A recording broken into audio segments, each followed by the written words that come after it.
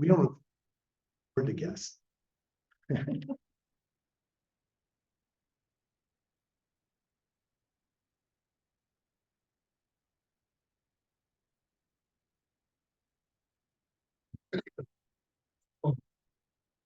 All right, folks, it's my pleasure to introduce tonight's guest speaker, Sue Puder, who will introduce herself.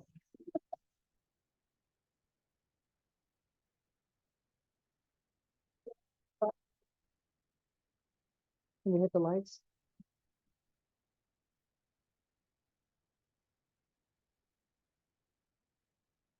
Oh, we gotta stand on my mark here. So much things to remember. Good evening, and thank you for coming. This is we're gonna take a trip. We're gonna be armchair travelers, and we're going to be going to England and then a few days in Scotland. And you don't even have to buy a ticket to fly anywhere. So this is hard birding on weak roads, and I did this in the spring of 2019, just before COVID. So Would it be possible to step back maybe 1 or 2 steps? no, I have my mark here. Oh, can you move over? There's a couple of empty seats over here. It's okay. Want to step back? Is that all right? Like, Yeah. you want me to sit? I can sit on the floor. You're okay. So I'm Sue Puder, and I've been here in Colorado for 5 months. So I'm very experienced. So here's a weak, well, you can see it, a weak road. And we'll explain why it's hard birding. First, a little bit about myself. I'm the founder and former president of the Southern Ocean Birding Group, which was the only birding group in Ocean County in New Jersey. I'm a board member and past president of the Friends of Forsyth National Wildlife Refuge. And I'm a volunteer, I was a volunteer master naturalist at Forsyth. I have to put all this in the past tense, presenter and judge for the New Jersey Federation of Camera Clubs. A field contributor for Nature Photographer magazine, and I'm the author of New Jersey Birds and Beyond, which you can see here, which has no interest to people in Colorado. And my website is eaglecreekphotos.com. The original title from my book was Jersey Birds Don't Pump Gas. Because New Jersey is the only state that doesn't pump their own gas. So getting out here and pumping my own gas is really an experience. All right, so here's England and Scotland. I know the pointer doesn't work. Oh, it does. No, it does. All right. So we started off down here and we went over this way and then we went that way and then we went up through the center and went through York and Lancaster, and then up into Scotland, and then we ended up in the Highlands of Scotland. So it was a long trip. It was about 16 days. And so this is why it's hard birding. It's 80,752 square miles of England and Scotland, not counting Wales and Northern Ireland. The number of species found can be about 250 to about 300. So I was from New Jersey, and New Jersey is only about 1/10 the size, and we have 450 birds that you can see there, sometimes 480. So you can see it was like 10 times the size and about half the birds. So that's what made it hard birding. And weak roads are, I'll explain that in a little bit, and twitchers, which our guide turned out to be, are birders who just want to increase their list. They see the bird and then they move on. They don't watch anything about the behavior. So those are twitchers. Weak roads are signs that they put up for roads can only handle a certain amount of poundage or weight on the roads. So we passed a lot of those. But the Royal Society for the Protection of Birds is a national group. I guess it might be even sponsored by the Crown. It was formed in 1889, and they have about 1 million members, and it maintains over 200 preserves in the UK.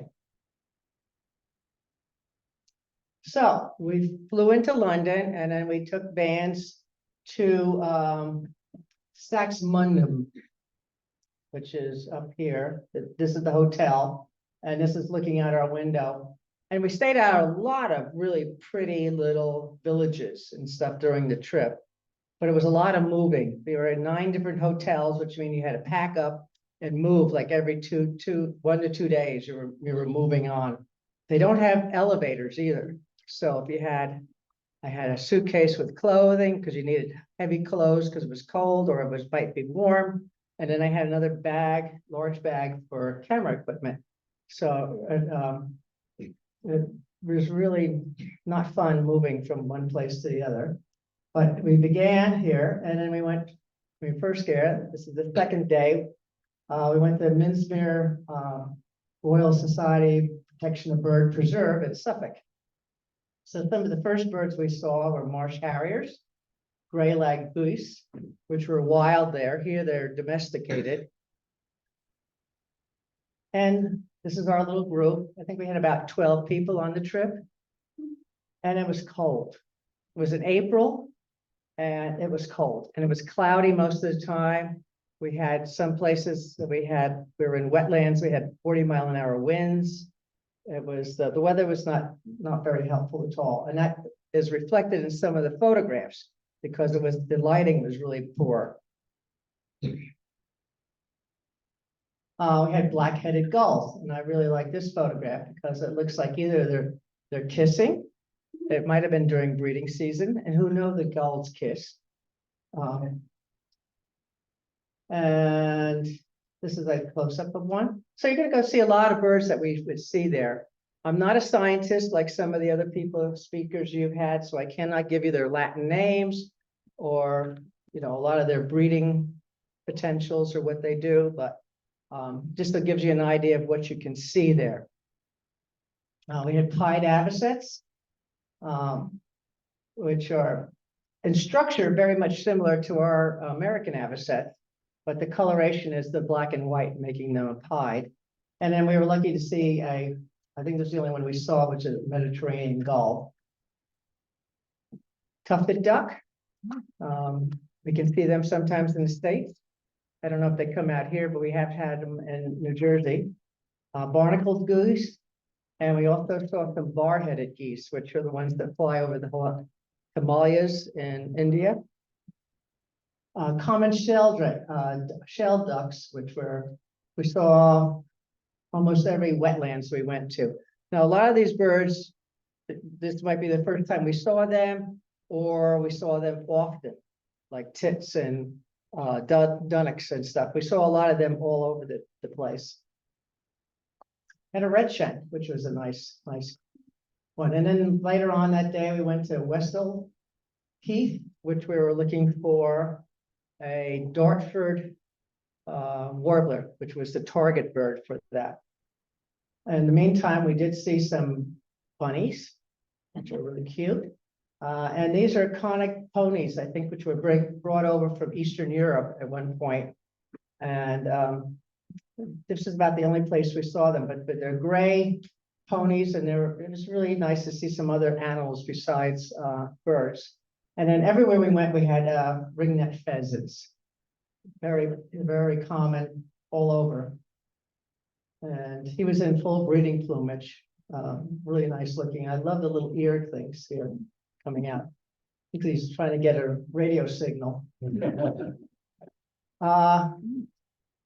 Their warblers are very brown, sort of blah looking. They're not anything like our wood warblers that we have here in the US.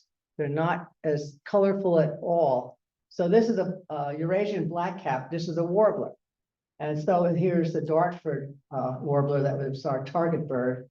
A little bit more interesting with a russet breast and the white, the red eye, but mostly gray, and most of them are gray or brown. Nothing much to identify them with. And if somebody had told me what I was seeing, I wouldn't have known. The next day we went to Lavenham, which was a really quaint 15th century village. And this this building here was built in about the 1400s. And they all had all these lovely little stores. We didn't have a lot of time. We walked around a little bit to get a sense of the quaint and how they park on the wrong side of the road. And you can see how they park. And then we had two vans, when you're trying to get through the roads through here, it's just incredible how they drive.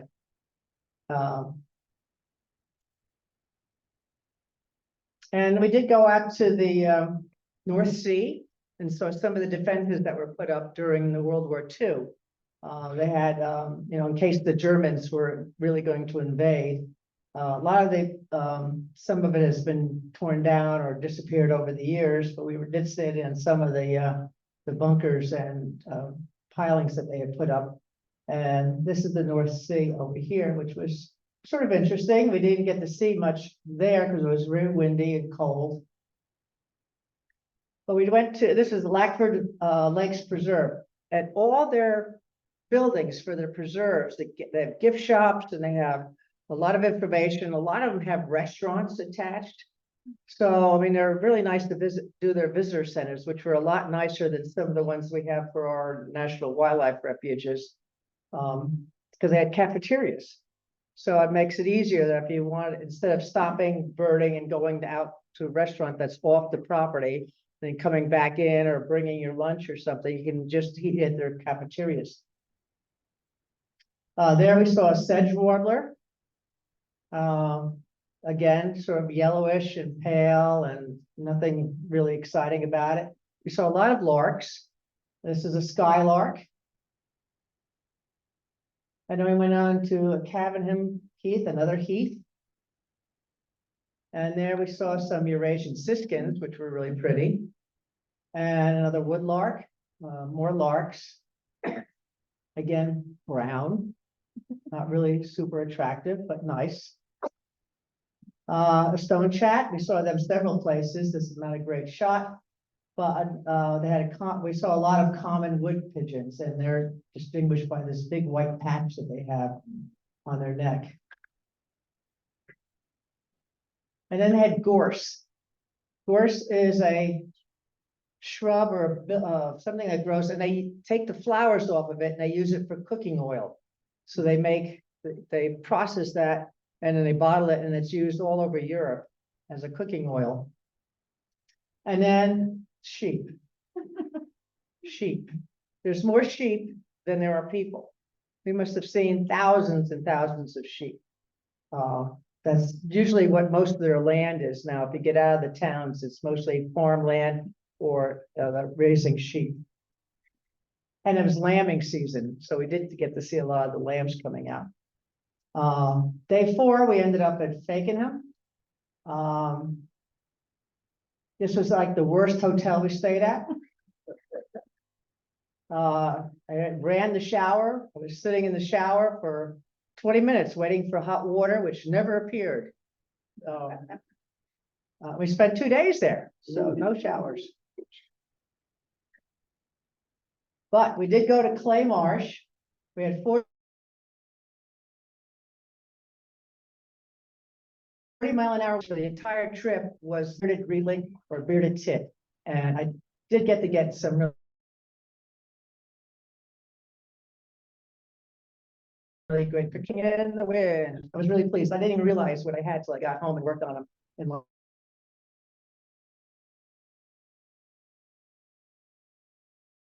Lightroom. Stable.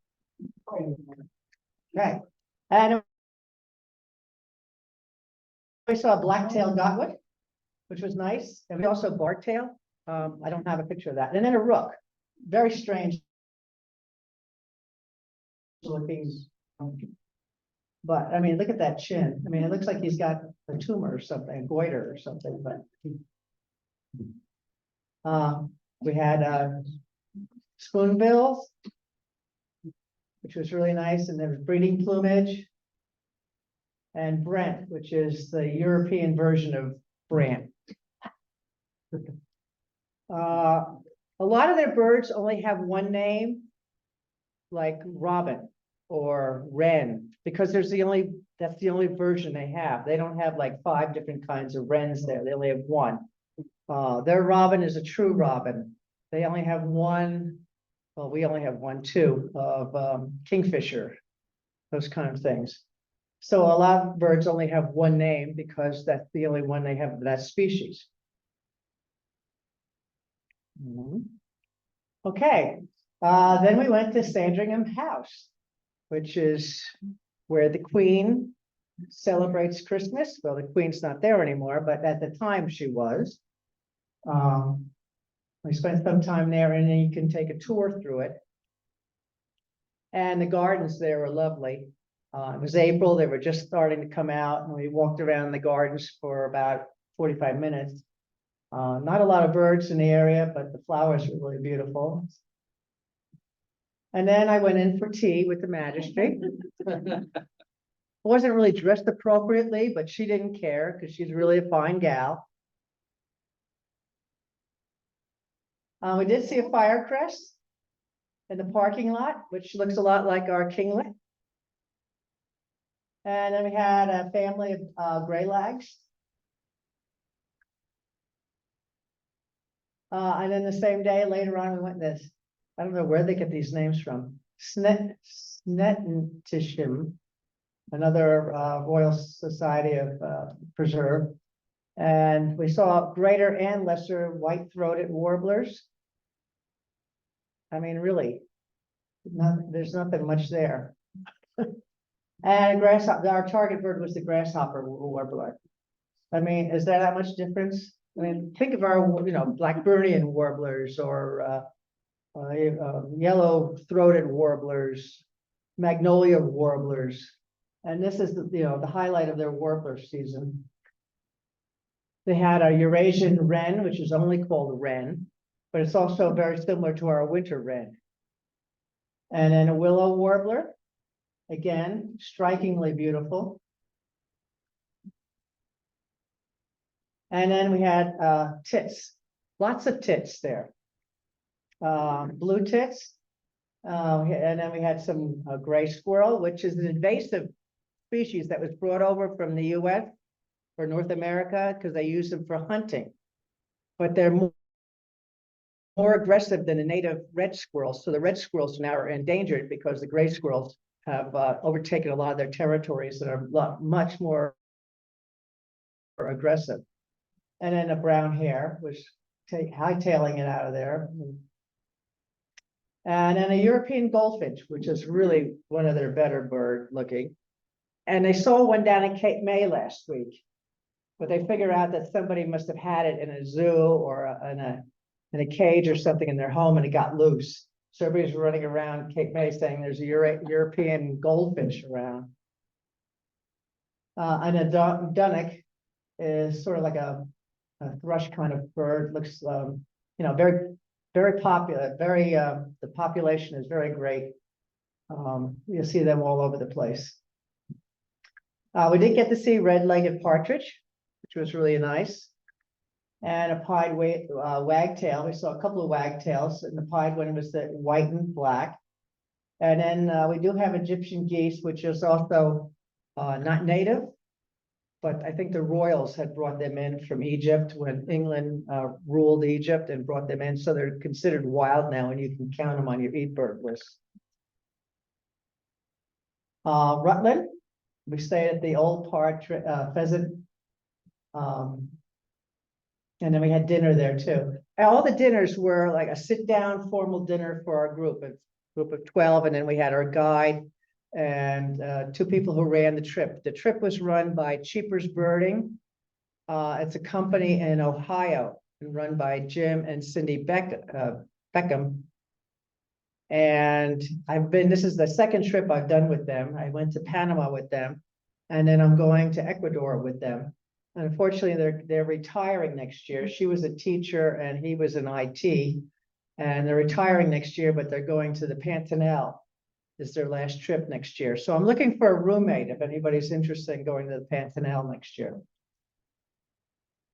So we did go to Lidington, which is an old one of the older towns, and this was called the Bede House, and they said the Venerable Bede stayed at that, in this church for a little while before he did his writings of the history of England and the conversion of the Anglo-Saxons into Christians.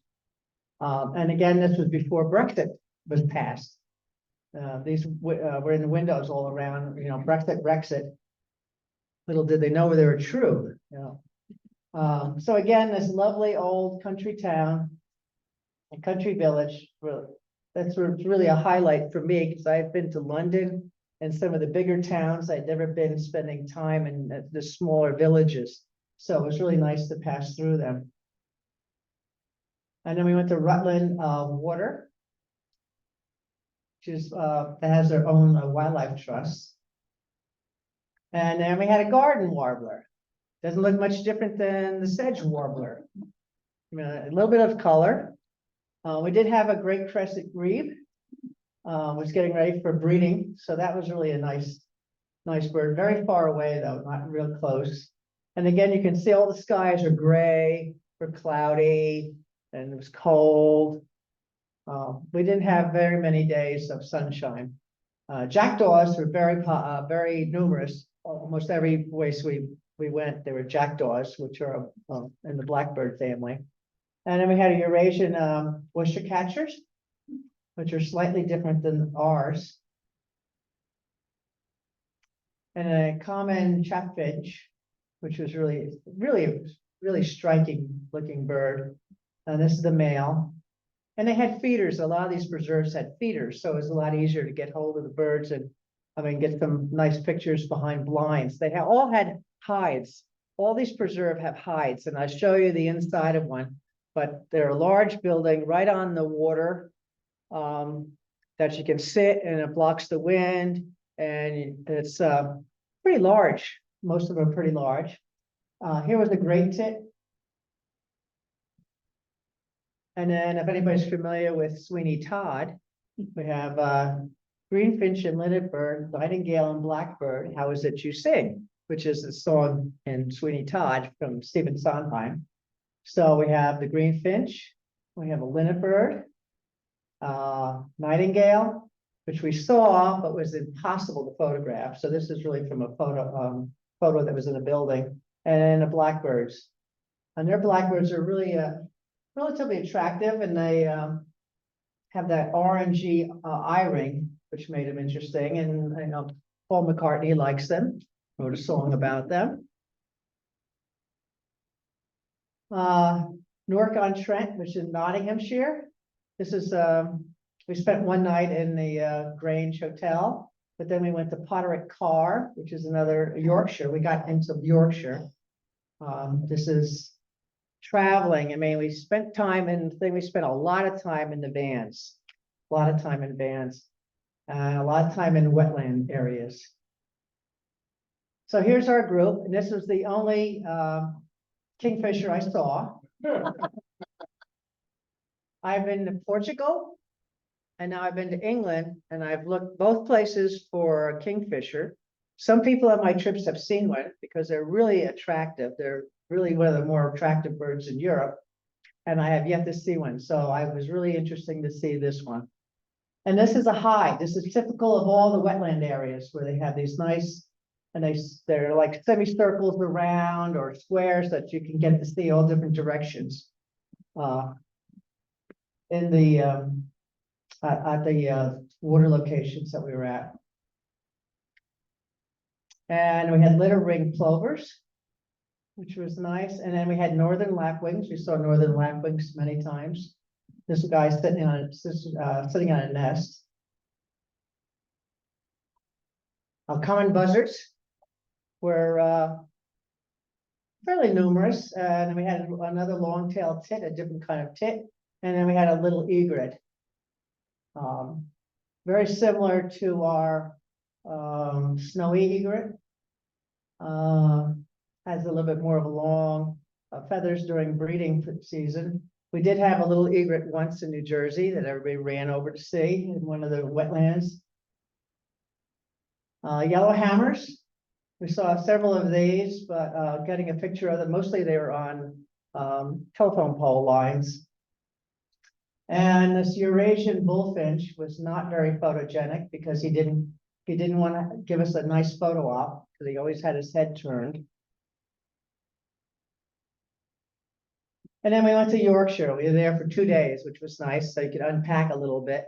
The rooms were not very big, so if you have 2 people in 2 twin beds, and with all our luggage, you sort of had to climb over everything to be able to get to the bathroom or to get out of the room. And my roommate needed to use the restroom at night, so she had to have a big flashlight so she wouldn't trip over everything.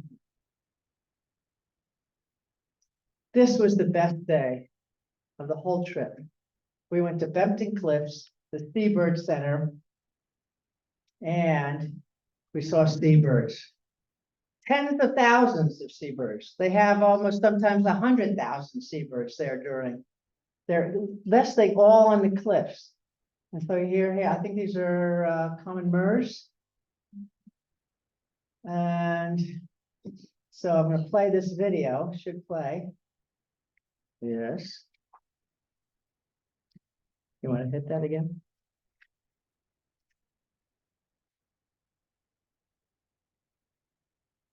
There we go. So you can't hear the sound, but there's gannets and razorbills and murres and puffins and fulmars and kittiwakes and everything flying all around, getting ready for, they're nesting in these cliffs. And it was breathtaking. You can see one sitting here. I think that's a razorbill, maybe. But it was just fabulous day. And I hated to leave because it was so good. Oops, there it goes again. Same thing. Okay, so we had northern gannets flying in breeding plumage. And we had a pair of them. Normally you see them with their 2 bills are attached to it. They're touching each other from this way like a V. And I saw these 2 on one of the cliffs, sort of in a nice cuddle. So really, that's one of my favorite shots. We have black leg kittiwakes and razorbills and northern fulmars. So this guy came and he sat as close as that chair is to me. Wow. And, he sat on the edge and was giving, saying, ah. He said he had a sore throat, so we had to check it out. But it was just a fabulous day. And then we had a half day, we could go into York, which is one of my favorite medieval cities. If anybody's familiar with the War of the Roses, York was the White Rose. That's where Richard III was. And he was fighting the Lancasters with the Red Roses. So this is the Minster. They charge you now. When I first went there, they didn't charge you to get in, but they had a big fire a couple of decades ago, and I guess they decided they needed to have money to repair it. But they had beautiful all stained glass windows. York is a walled-in city, so the wall goes completely around the city, and then they have 2 gates on all 4 entrances into the city. This is one of the gates that comes in. This is part of the wall, and you can walk around the wall and go all the way around the city if you want to, which was fun. Guy Fawkes was born there. If anybody remembers who Guy Fawkes was, he led was going to overthrow the monarchy, got hanged. And this is the Shambles, which is you can't drive here. It's a small road that goes up and down, has a lot of shops and great for shopping and all medieval stuff. We stopped at a tea house there and had some tea. So it was really fun place. And then we crossed the Pennies and went into Lancaster. And this is Alice the Witch before she was burned at the stake. What they did to women in the 1400s. This is Pendle Hill, I think. So you can see all it's very green. It's very lovely, but it's sheep. There's sheep all over the place. Lots of sheep. Pendle Water in Lancaster. This was a small little village that had low buildings and low like apartments or housing. Very English looking because of all the flowers growing. We had a dipper. They only have one dipper, but it's more of a white-throated dipper. It's very similar, same family as our dipper. And this is Pendle Hill. They wanted us to go up the hill. We all said, no, we're not going up there. There was supposed to be some unusual bird up there. I said, you know, we've been traveling now for what, 12 days. We're starting getting a little tired from this. We went to Forest of Bowland, and here's a gray wagtail. And we walked along the river, going into, see, we're getting to more hilly country now because we're getting closer to Scotland. And there were sheep and they, you know, youngsters and little lambs going out. And a red rose of the Lancaster family against the Yorkist. And we had a nice rainbow, some forts. I'm a big history buff, especially English history. So for me, you know, besides seeing the birds, I just love the history of it. You know, if you ask me and I think about it, I can give you all the kings and queens of England. I can't do that for the presidents, but I can do the kings and queens of England, which gets me nowhere except on Jeopardy. So here's robins. We went to Leighton Moss Royal Society of Protection for Birds. And this was a young one who looks a little wet or really has a real attitude. But they could eat out of your hand. It was a very, I guess they were used to tourists there, and people, you know, if you had some seed, they would eat out of your hand. They were very friendly. Missel thrush, another tit, a marsh tit. A little grebe, which is really pretty, not much nicer than our pine-billed grebe. And then a song thrush, which is very similar looking. And then wren, this is a wren nest. They only have one wren again, remember?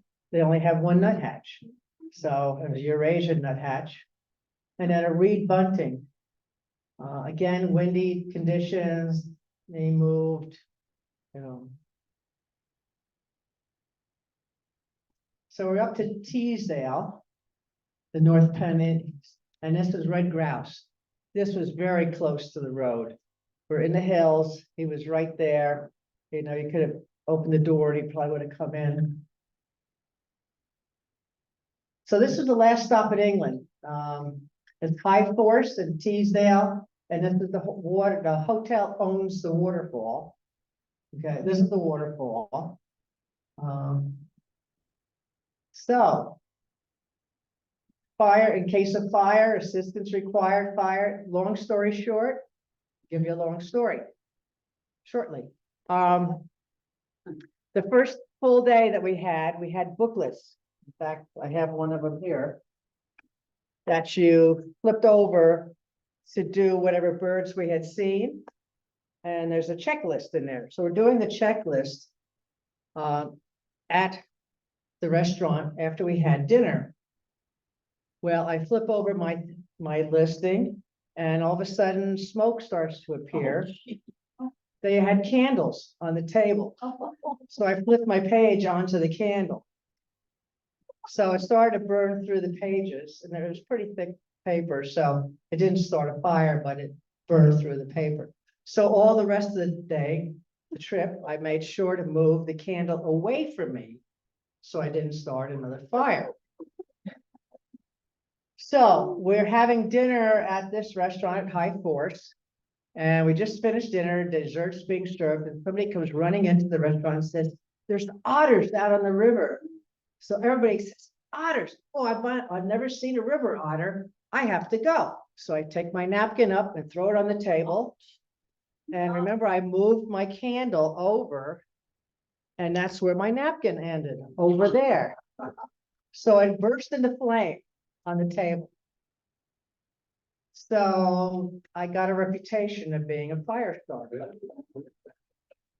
So that's why they gave me this little memento of my trip. So, and the next morning after the fire, we went, a couple of us went up at 6 o'clock in the morning down to see a black grouse lek. And they were doing their things, but we were like almost more than a quarter of a mile away. They were down in the valley and we were up high on the road because you couldn't get any closer to them. But we did get to see some of the males doing their thing. Here you can see a couple of, but this is with a 500mm lens. Most of my camera at the time was a Nikon D7200, and I use a 150 to 500mm lens, what I used mostly on the trip. So it weighs about 8 pounds. So, you know, this was 5 years ago. 5 years ago, it was pretty heavy. Today, it weighs for me, it feels like 20 pounds. And I don't know how it gained weight, but I don't know. And when we were up there, we also took a walk out to see the waterfall, which was nothing exciting, but we did have a spotted flycatcher. And I think this is one of the few flycatchers we saw on the trip. I guess they count this as being spotted, you know. So then we took a whole day going up through Scotland, and we went past Loch Lomond, which is really big. I mean, we've traveled like an hour and a half, 2 hours, and it was still Loch Lomond. It's a huge body of water. And we went to Oban, Scotland, and we took a ferry across. And the guide had made reservations for one vehicle, but we were so cramped in one vehicle and the luggage that we could not move. So the second day we had gotten a second vehicle, but he never changed the reservations. So our guide, people who owned the company, Cindy and Jim, couldn't get on the ferry the same day as we got on the, yeah. Man, steam was coming out of her ears, I tell you. So they didn't get over till the next morning.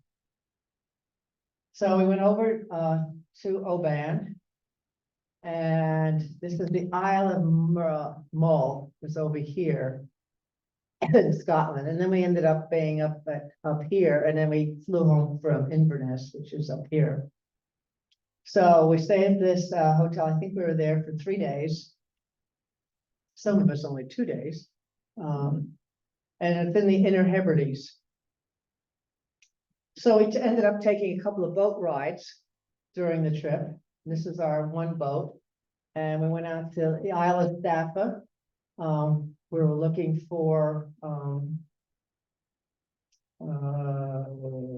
some birds up here and didn't see anything. It was a very high hike to get up there. We did see Fingal's Cave. So if anybody knows the music by Mendelssohn, it's called Fingal's Cave, or the Hebrides Overture. And this was a big cave, natural cave, and you can see how the geology of the rocks there. And then this is some of the islands in the Inner Hebrides. So we got to the second island, and this is how we had to, you know, go up. You had to go up all these stairs. Plus, you're getting off a boat that's on, you know, rocking, and you have to get off on rocks and stuff. It was really interesting. These are shags, which are related to cormorants. You can see us climbing all the way up, all the way up. And we went for puffins. So this way for the puffins, and you could go and lay on the grass, and the puffins were flying all around you because they were just starting to come in for breeding and making their burrows. So this is the Isle of Unga. And it was just like a puffin heaven, but you had to climb up to get to it. And it was low tide, so he couldn't use the dock that was out by the ship or the boat. So you had to get on these wet, round rocks. And I ended up, because I had cameras and water and an 8-pound or 50-pound camera hanging on me. And I sort of was crawling. I crawled along the rocks to get up because I was afraid it was going to fall.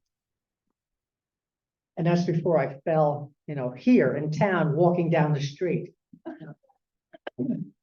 So it was just great for puffins. Then we did have a great skua fly over, which is an Arctic bird. They were flying along and they'll eat the chicks when the chicks start coming out, but it wasn't, they hadn't even started breeding yet. But I just love puffins. So we did have some shags that were on the outside, and you can see how they had a little crown, a crest that they have. So that was one of the better days too. And then we went, the next day we went to Iona, and this abbey was founded in 563 AD. And the legend has it that the Book of Kells, I'm moving, all right. The Book of Kells was begun there. The Book of Kells now is in Dublin, in the university, in the library there. So we went up looking for corncrake. That was our target bird. And our guide said, oh, they're always here, always here. Didn't see one. So we walked around and we went, my friend and I, we took a tour of the abbey, which was interesting. We did see northern wheatear and common cuckoo and a gray heron. On the way back, I think we're on the Isle of Mull. We did see a mew gull and a windchat, which was one of the more target birds too that we were been looking for. And on the Isle, before we left to go up to the Highlands, we drove along the edge of the island on these little one-lane highways, one-way wall roads, and then you had a little cutout. So if you see a car coming towards you, one of you has to pull over. And it's sort of like a game of chicken. Who's going to really pull over and let them go past? So I'm glad I'm not driving here. So we did have some meadow pipit and a hooded crow, which was the first time we'd seen those. We had a nice flyover of a white-tailed eagle. You can see he's chasing a little bird. And rock pipits, which we did see a couple of those too. Also had a Eurasian curlew and a black-throated diver. And what is that known as? Common loon, right? They have to give it, all their loons are divers. So we got up to the Scottish Highlands for the last few days, and we went past the Castle Stalker, which was used at the conclusion of Monty Python and the Holy Grail, where the John Cleese is up there. And I think this is Ben Moor, which is the highest mountain in England. It's only like 4,000 feet. They don't know what high mountains are, right? Hills. Yeah, it's a mound. So we were at Granton on Spey in the Highlands. We stayed at this hotel for the last 2 days. We went to the Canard Gardens National Park. You got to be rolling your R's when you get up to Scotland. So we did see a ring ouzel, which was another target bird. And this was one of our red squirrels that they're still around. Up in the Highlands, in the forest there, the gray squirrels haven't made it up there yet. So and these are different red squirrels than what we have here, because they get the little ear tufts and things. Creeper, because they only have one creeper. And then one night we went to Spey aside wildlife hide. So we went in here and we spent the evening there. As soon as it got dark, they put out some food and you can take pictures through all the windows. And first of all, we saw a wood mouse come out. But what we're waiting for were pine marten. We had a pine marten come out and we got badgers. So that was pretty cool. But it was dark, so it was really hard. You had to get your camera lens up to your ISO is really high. And the color didn't really come out well, so I just made it a black and white, so it was easier, better to see.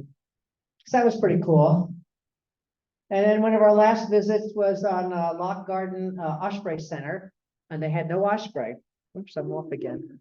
Well, why am I moving? Is the earth moving? Yes. And this was our hotel. It was hard to get the luggage in. And this is about the only osprey we saw. We did have a red start, which doesn't look anything like our red start.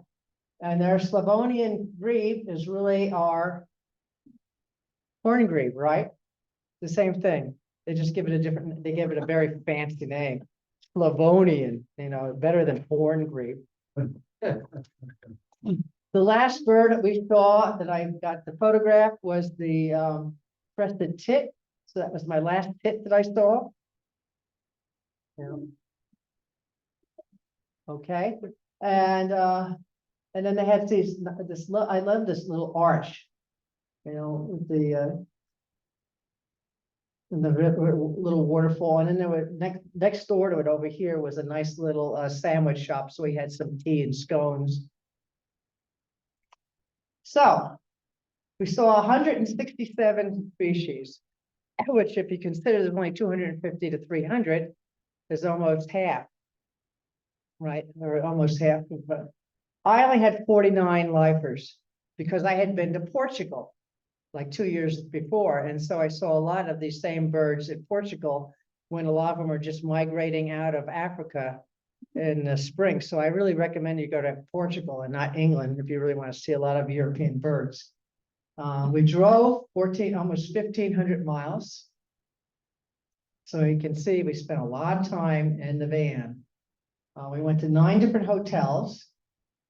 We walked about 90 miles, all told, for 167 birds, 90 miles.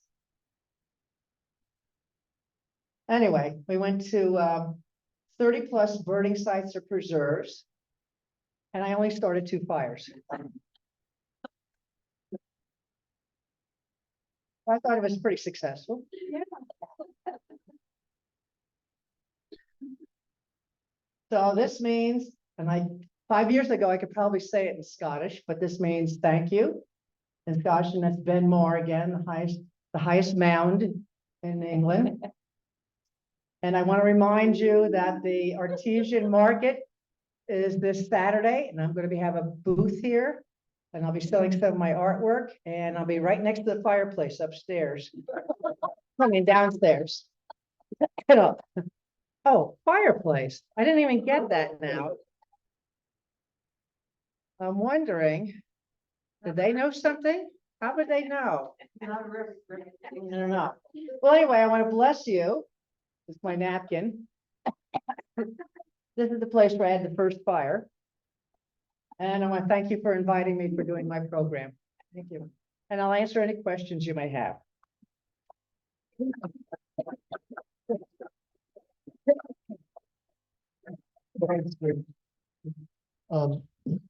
Two things. Try to remember to repeat the question, because the people on Zoom can't hear all of them. And every now and then look over at Joseph to see if there are any questions coming in on Zoom. Any questions? Not yet. All right. Any question? Yeah. How big is that white-tailed eagle compared to what bald eagles? How big is the white-tailed eagle compared to ours? Let me look it up. I don't know. Can anybody else ask a question before that I might be able to answer? Don't ask me about how they start fire. I think they're a lot bigger. Well, they're not as big as the starter. White-tailed eagle. Oh, here it goes. Not 190 to 240 centimeters. What does that mean? I don't know if somebody can figure. 100 inches. Well, let me see. They have golden eagles in here because golden eagles can be seen everywhere except Antarctica, it seems. That's bigger than bald eagle. It's comparable with bald eagle. A golden eagle is 190 to 225, so it's about the same size as the golden. Thank you. Okay, any other questions? Yes, Buzzards the same as our studios and red tail. It looks like a red tail hawk to me, very similar. well, they're in a separate family. They seem to be very common because mostly we didn't stop to take pictures of them. You know, I saw some in Portugal and I really want to get a shot of them because we don't have buzzards. Really, it's a different family. And I said, oh no, that's only a buzzard. We're not stopping. So they don't pay much attention to them, but they're a buteo, I think, but I don't. They're not. They're their own family, I think. In Europe. Any other questions? Yeah. Non-bird question. What are they doing about the gray squirrels? What are they doing about the gray squirrels? Yeah. I don't know. I probably are hunting them, but they they reproduce. People hunt them here and it hasn't done much to curb their population. Do that. Tame their- I'm not really sure. I know that there certain areas where the red squirrels are, I think they probably do trapping and they can't put out poison or anything like that. So they're probably trapping them or trying to kill them off somehow. Huh. That's an assumption. I didn't really ask. I didn't care. Any other questions? Yeah. What was one of your favorite birds? One of my favorite birds there, the puffins. Of course, you can see puffins here. In the US, I mean, here, I'm in the US, not here, because there are no puffins here. I like the tits. I used to do programs for Ocean County, New Jersey, for the library system, and they would print up a poster for you to announce your program. And I would do like birding 101 or bird migration or something like that. And they always had a picture of a blue tit. And I had to call them up and I said, that bird is not in the US. That is a European bird. Why are you putting it on with US birds? And they go, oh, we don't know. That's the graphics department's doing that. So what are you gonna do? Any other questions? Any question? Yeah. One comment says, Courtney says, Sue, we would love an encore demo of a woodcock movement. Thank you for. Okay. We don't have woodcocks out here, right? Very rare. They're very rare. They're in the plover family, I believe. Aren't they? We have woodcocks back east on the east. All right. So I don't know. I won't be on the camera, you can tell her. All right.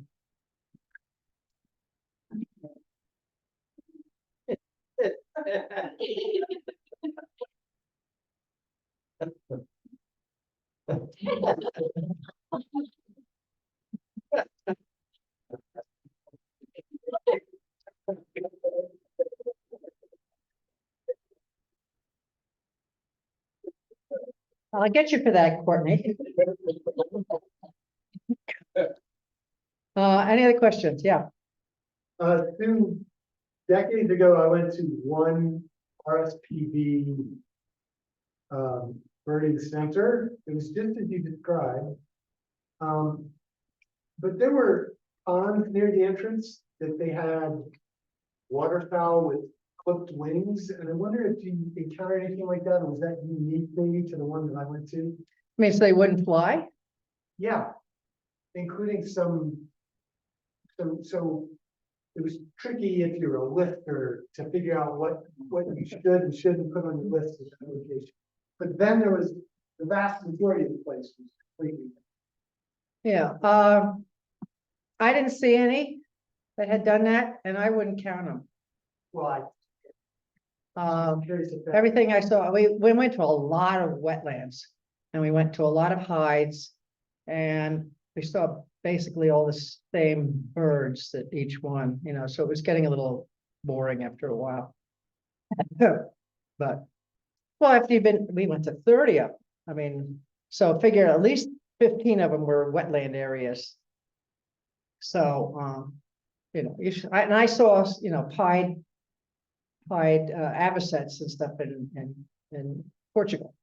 So I would suggest if you want to, if you're really into birding, and you go to Spain or Portugal in April, because that's when they're migrating out of Africa. And you get a lot more raptors, get kites, you get a lot more vultures, griffin vultures and stuff. So that would be a right recommendation. If you want to go to England now that Brexit is there, you know, be my guest, but I think there's gonna be a lot more issues in England now. Another question. I'm not doing any more dances. Of the birds that you saw, which one do you think was the least cooperative or like that? Which bird was the least cooperative to photograph? Almost all of them. I mean, that's why I have problems when I go to tropical areas and they have all these little tiny things that are in the shrubbery and stuff, and there because there's what do they call it? No, ant wrens and stuff. Anyway, there were a lot of shrubberies. They were not close by. You know, that bullfinch was not very photographically challenging. The weather was really not cooperative. It was cloudy. So, you know, you have to have a fast shutter speed. At the time, I did not put my ISO up at like 1600 or 2000, which is probably better now that I do most of that. Because if you want to get speed pictures of things flying, you know, I could do a whole program on how to photograph birds. But I didn't. Some were cooperative, but a good proportion. You know, some would sit on a rock, which would be nice, or the cuckoo was very cooperative, sat on a wire and it was just there. It didn't move or anything. But a lot of them were not. And when you were in the hide, a lot of the birds did not get that close. They ended up, for some reason, I don't know, it's because of the wind or something, they were not real close to where we were sitting in the hides doing the photographing. Can you repeat the name of the cliff that was the best day? Oh, Bempton Cliff. Thank you. What was the best cliff? Where the birds all were, the thousands of birds? Yeah, Bempton. It's in New York. Best place to go. I mean, if you're going to go there, I would recommend that would be your place. And it's in York, and it's not far from the city of York. It's about maybe a half hour, 45 minutes. And what we didn't see very many of were English sparrows. Because I think they're all over here. Yeah. Now, did they have green cards?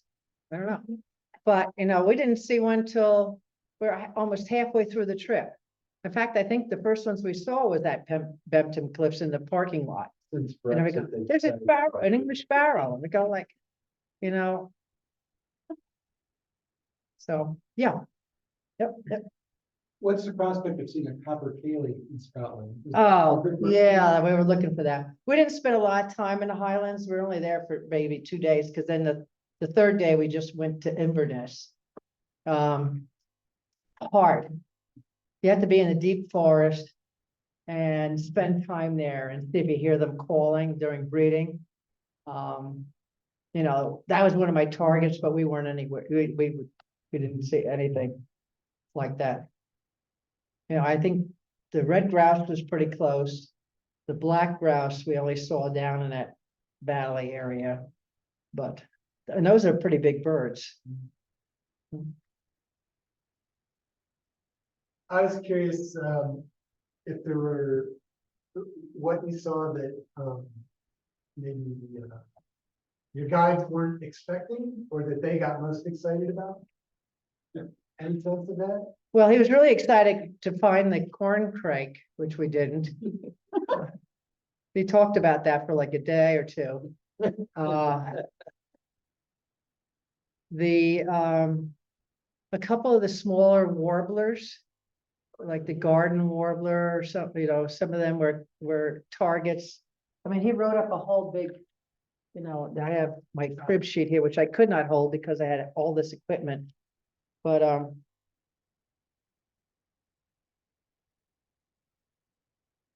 yeah, I mean, it was the Reedling tit. Oh, That was we had looked at 3 or 4 different places for that. And he had a microphone. And he played the calls for a lot of the birds, he played the calls.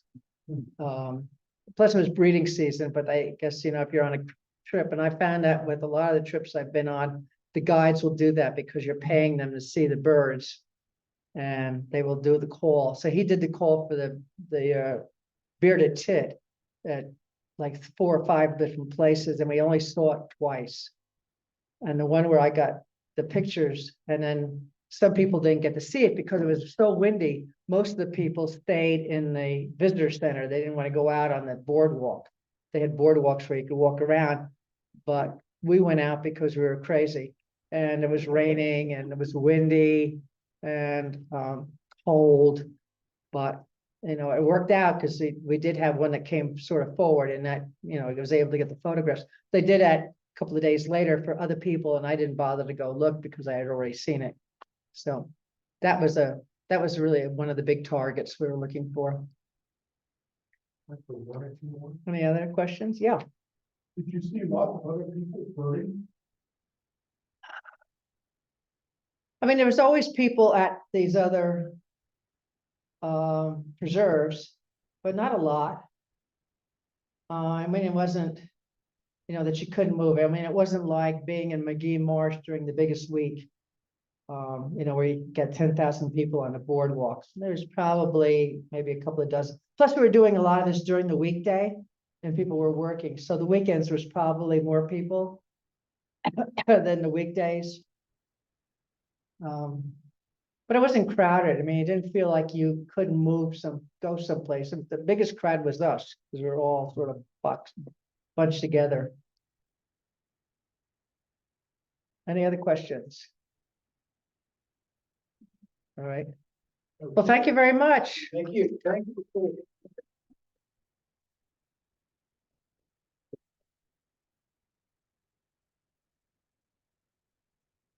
And thank you all for coming out tonight.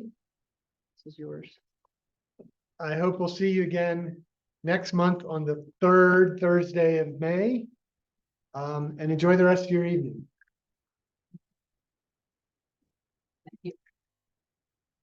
Okay.